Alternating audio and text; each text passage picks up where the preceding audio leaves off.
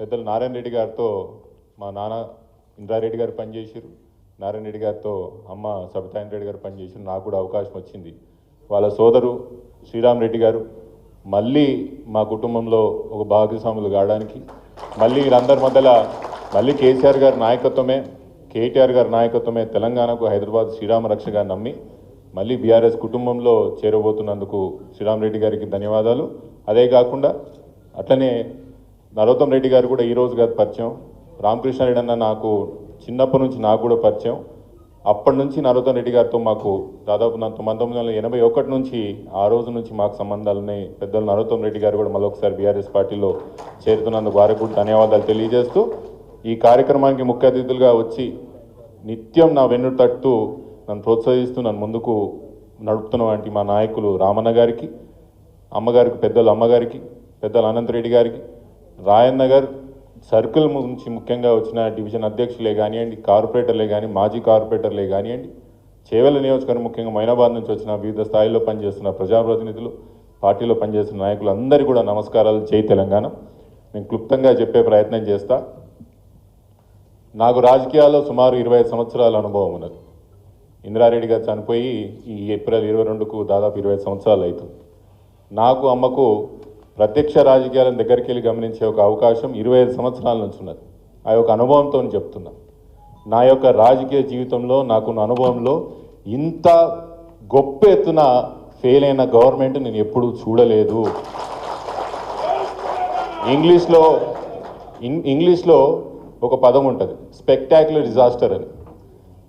తెలుగులో మనం దాన్ని అనువాదిస్తే దీనికన్నా గొప్ప యొక్క విఫలం చెందిన ప్రభుత్వం మనం చరిత్రలో ఎప్పుడు చూసి ఉండము. భారతదేశంలో 28 రాష్ట్రాలు ఉన్నాయి.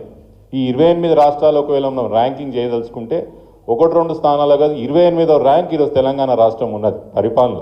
దానికన్నా కింద ఏమైనా రాష్ట్రాలు ఉంటే కిందికే పోతుంది, కానీ పైకి వచ్చేటట్టు ఏదేమి కనిపిస్తలేదు. ఎప్పుడన్నా రాజకీయాలు ఉన్న వాళ్ళు ఎవరైనా కూడా అధికారాన్ని లాస్ట్ గంట కూడా ఉంటే దాన్ని ఎంజాయ్ చేసి వద్దామని రాజకీయ నాయకులు అనుకుంటారు.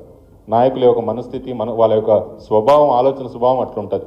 కానీ ఇదేం విచిత్రమో, తెలంగాణ రాష్ట్రంలో ఇంకా 3.5-4 సంవత్సరాలు ఉండంగా కూడా కాంగ్రెస్ పార్టీలో చేరిన వాళ్ళే కానీ, కాంగ్రెస్ పార్టీలో ఉన్న వాళ్ళే కానీ ఈ యొక్క పార్టీతో రాష్ట్రానికి కానీ ప్రజలకి కానీ ఏం మంచి జరగదు. కేసీఆర్ గారు బీఆర్ఎస్ పార్టీతోనే తెలంగాణ రాష్ట్రానికి మంచి జరుగుతుందని 3.5-4 సంవత్సరాలు అధికారంలో ఉండంగా కూడా, పార్టీ అధికారం ఉండంగా కూడా పెద్దలు శ్రీరామ్ రెడ్డి గారే కానీ, నరోత్తం రెడ్డి గారే కానీ ఈ పార్టీతో ఏమీ కాదు, ఈ నాయకులతో ఏమీ కాదు, మేము మళ్ళీ కేసీఆర్ గారితో పనిచేయడానికి వస్తున్నారంటే ప్రజల్లో ఈ కాంగ్రెస్ పార్టీ పట్ల ఎంత వ్యతిరేకత ఉన్నదో ఒక్కసారి ఆలోచన చెయ్యండి. మన ఈ మధ్యలో నేను మా దోస్తుకు ఒకరికి అడుగుతున్నా, ఎట్లా కనిపిస్తున్నది కాంగ్రెస్ పార్టీ పరిపాలన చెప్పురాబాయ్ అంటే, ఆయన ఏమన్నాడంటే, అప్పుడప్పుడు హైవే మీద పోతుంటే మందు బండి కింద పడుతుంది చూసినావా ఎప్పుడన్నా అన్నాడు. మందు తీసుకుపోయి బండి అడ్డం పడుతుంది చూసినావా ఎప్పుడన్నా, చూసినా ఏమవుతుంది అని అడిగింది. ఏమవుతుంది, ఎవరిని దొరికినంత సంకలు పెట్టుకుంటాడు, కాళ్ళలో పెట్టుకుంటాడు బాటిల్. అక్కడ డ్రైవర్ గారు ఎంత దొరికితే అంత ఎత్తుకొని పోతాడు, ఎవ్వడు బండి లేపుతాడు ఉన్నాడు. కాంగ్రెస్ పార్టీ పరిపాలన చూస్తేనే గదే కనిపిస్తుంది అన్నాడు. ఎవరికి దొరికితే అని తీసుకొని పోవడే, బండి లేపుదాం, మళ్ళీ నడుపుదాము, ట్రాఫిక్ క్లియర్ చేద్దాం అనేది ఏం లేదు ఈ పరిపాలన. గట్లా కాంగ్రెస్ పార్టీ పరిపాలన అంత గొప్పగా నడుగుతున్నది. కాబట్టి ఈరోజు ఒక విషయం యాద పెట్టుకోండి, ఈరోజు తెలంగాణ రాష్ట్రంలో బీఆర్ఎస్ పార్టీ యొక్క బలం పెరుగుతున్నది, కేసీఆర్ గారి దళం రానున్న రోజుల్లో ఇంకా పెరుగుతుందన్న మాట మీకు అందరికీ కూడా గుర్తు చేస్తున్నాను. ఇప్పుడు ఇంకో విషయం మీకు యాద్ చేయాలి. మన దగ్గర వ్యాపారాలు ఎట్లయితుండే మొయినాబాద్ మండలంలో, కానీ మన దగ్గర మనకు బాగా తెలుసు. ఎప్పుడన్నా మీటింగ్లకు రండి అంటే మీరందరూ మీటింగ్లు చేసుకున్న తర్వాత అప్పుడు వస్తుంది రియల్ ఎస్టేట్ మీటింగ్లు.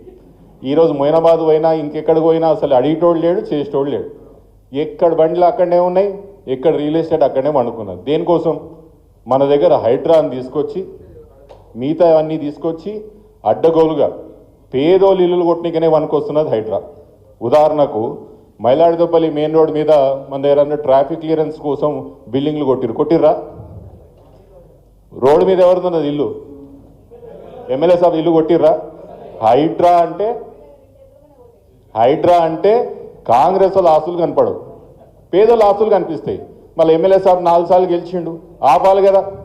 బయటకు వచ్చి వీళ్ళందరూ నాకు ఓట్లు వేసిన వాళ్ళే, వీళ్ళందరూ బిల్డింగ్ కొట్టదని చెప్పారు కదా. ఎమ్మెల్యే సాబ్ ఇల్లుకు మాత్రం ఏం కాదు హైడ్రాకి ఎమ్మెల్యే సాబ్ ఇల్లు కనిపించదు. పేదోళ్ళు కట్టుకున్న ఇల్లులు, పేదోళ్ళు కట్టుకున్న వ్యాపారాలన్నీ కూడా కొట్టిపోయినారు.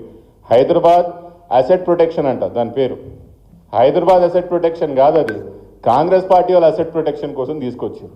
అందుకే రామన్న గారికి నేను అప్పుడప్పుడు చెప్తుంటా, వీళ్ళు హైదరాబాద్ అసెట్ ప్రొటెక్షన్ అని హైడ్రా ఇట్లా తీసుకొచ్చిండ్రో, కాంగ్రెస్ వాళ్ళు కబ్జా పెట్టిన ప్రాపర్టీలన్నీ తిరిగి తీసుకొని మేము కోబ్రా తీసుకొస్తాం.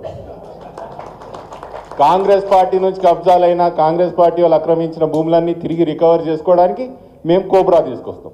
వాళ్ళు హైడ్రా తెచ్చిర్రు, మేము కోబ్రా బరాబర్ తీసుకొచ్చి మాత్రం ఈ కాంగ్రెస్ వాళ్ళు ఎన్ని కబ్జాలు చేస్తున్నారో మాకు తెలుసు. గ్రౌండ్ లెవెల్లో పై స్థాయి నుంచి ముఖ్యమంత్రి గారు కుటుంబ సభ్యులు ఎన్ని భూముల అగ్రిమెంట్లు చేసుకుంటున్నారు, ఎన్ని కబ్జాలు చేస్తున్నారు, ఎంత బెదిరిస్తున్న విషయం మాకు తెలుసు. ముమ్మాటికి మేము అధికారంలోకి వస్తాం.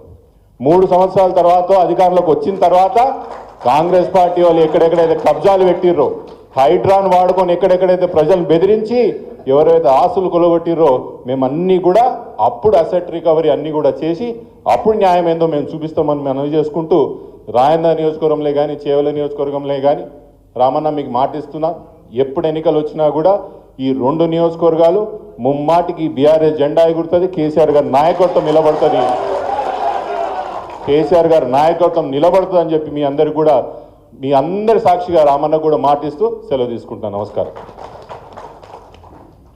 పెద్దలు అమ్మగారు మాట్లాడాలని కోరుకుంటున్నాను.